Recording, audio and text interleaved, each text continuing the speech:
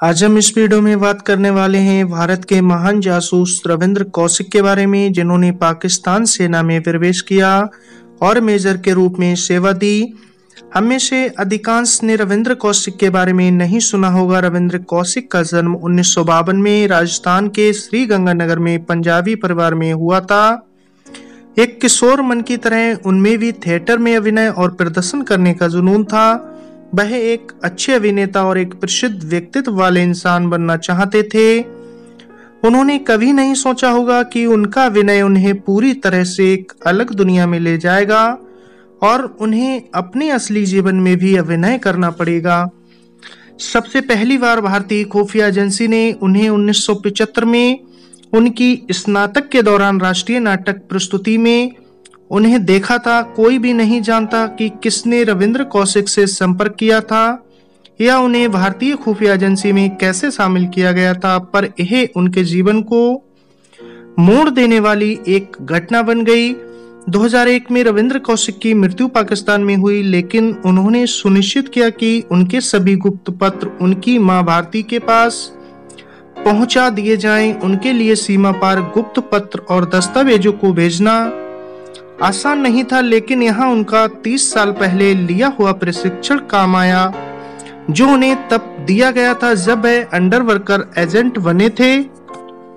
उनके पत्रों ने पिछले 30 सालों में उनकी जिंदगी के बारे में पूरी आंतरिक कहानी बताई। रविंद्र कौशिक भारतीय खुफिया में तब शामिल हो गए थे जब वह किशोरावस्था में थे और उन्हें जासूस बनने के लिए प्रशिक्षण किया गया था, जिसके बाद उन्होंने भारतीय खुफिया ब्यूरो और रिसर्च एंड एनालिसिस विंग के लिए अंडरवर्कर एजेंट के रूप में काम किया।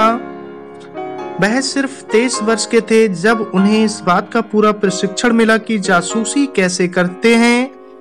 उनका मिशन पाकिस्तान में प्रवेश करना और भारत को गुप्त जानकारी देना था, जिसके लिए उन्होंने उर्दू बोलना सीखा, मुस्लिम संस्कृति, किताबों और प्रथाओं से अपने आप को परिचित किया और यहाँ तक कि खतना भी किया, जो पाकिस्तान में एक स्थलाकृति हैं। उन्हें 1975 में पाकिस्तान भेजा गया था और भारत में उनके सभी रिकॉर्ड नष्ट कर दिए गए थे।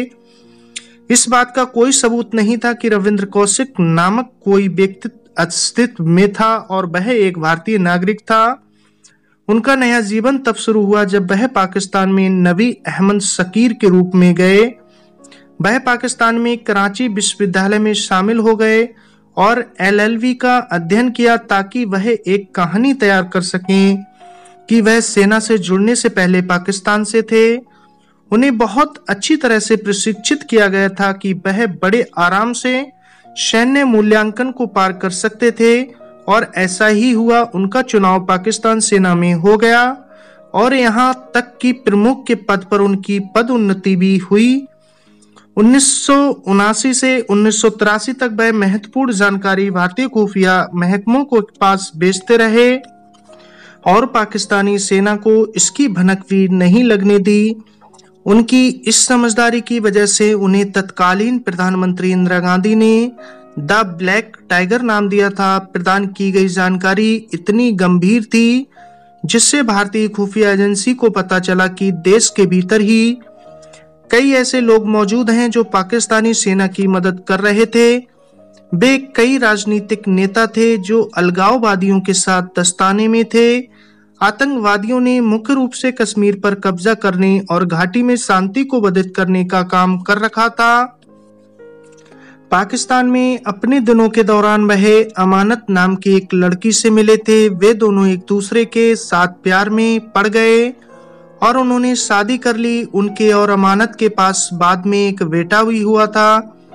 1983 में सब कुछ ठीक चल रहा था जब भारत सरकार ने नबी अहमद के संपर्क में रहने का फैसला किया। उन्होंने इनायत मसीहा नामक एक और जासूस को वहां भेजा।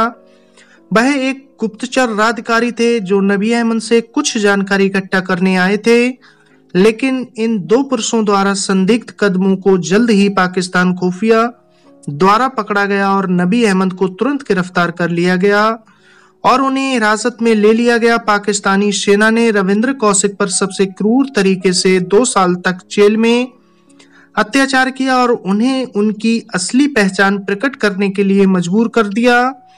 लेकिन रविंद्र कौशिक ने अपने या भारतीय खुफिया एजेंसी के बारे में उन्हें कुछ भी जानकारी नहीं दी। पाकिस्तानी सेना ने उनसे कोई जानकारी नहीं निकाल सकी, इसलिए उन्हें उसके बाद 1985 में मौत की सजा सुनाई गई। लेकिन सुप्रीम कोर्ट ने सजा को जीवन कारावास में बदल दिया। रविंद्र कौशिक ने मियांवाली और सियालकोट समेत कई जेलों में अपने मूल्यवान जीवन के अगले 16 वर्ष बिताए। उसे जेल में अपमानित किया गया और यातना दी गई। चरम अस्पष्ट स्थितियों के कारण कुछ सालों बाद कौशिक को अस्थमा और कई अन्य रोगों ने जकड़ लिया। उनकी हालत दिन प्रतिदिन खराब होती गई। इलाज और सुविधाओं न होने की वजह से उन्हें विकसित हृदय रोग और अत्यधिक आघात का सामना करना पड़ा। वह न्यू सेंट्रल मुल्तान जेल में थे जब उन्हें हृदय रोग के बारे में पता चला। वह चरम बीमारी से ठीक होने में सक्षम नहीं थे और अंत वर्ष 2001 में वह स्वर्ग सिधार गए और उनकी मृत्यु हो गई। देश के लिए उनके बलिदान ने आज भी सैकड़ों राजकारियों और सेना के लोगों को प्रेरित किया है, जो उन्हें ब्लैक टाइगर के रूप में पहचानते हैं। एक कहा जाता है कि जेल में रहने के दौरान उन्होंने गुप्त रूप से जीवन में अपने अनुभव के बारे में लिखा था, कैसे उन्हें कठिनाइयों का सामना करना पड़ा, फिर भी उन्होंने हार नहीं मानी।